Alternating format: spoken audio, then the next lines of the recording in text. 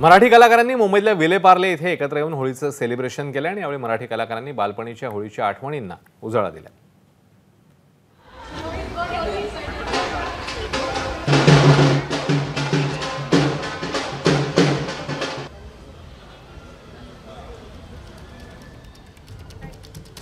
आपण पाहतोय ते सगळेजण मराठी कलाकार जमले।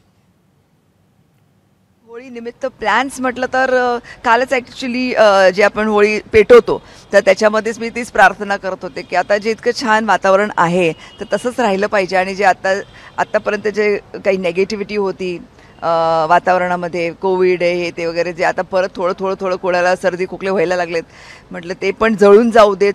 होळीच्या त्या ह्याला अग्नीला मी प्रार्थना करत होते की सगळ्यांना भरपूर काम मिळू देत, सगळ्यांमध्ये आनंद असू देत आणि सगळ्यांचं भलं होऊ देत। हीच प्रार्थना मी काल केली आपल्या अग्नीला होळी पेटवताना। मला वाटतं होळी म्हटलं की पुरणपोळी बाय डिफॉल्ट येते। सो माझी ती लहानपणी एक खूप छान आठवण आहे की मला पुरणपोळी भयंकर आवडते आणि त्याच्या साजूक तुपात छान, त्यामुळे मला होळी म्हटलं की ते पुरणपोळी मी खाते म्हणजे न चुकता।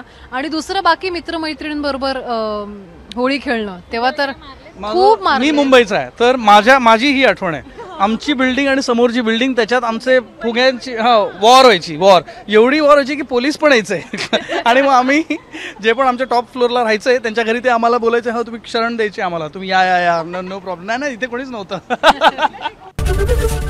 एबीपी माझा, उघडा डोळे बघा नीट।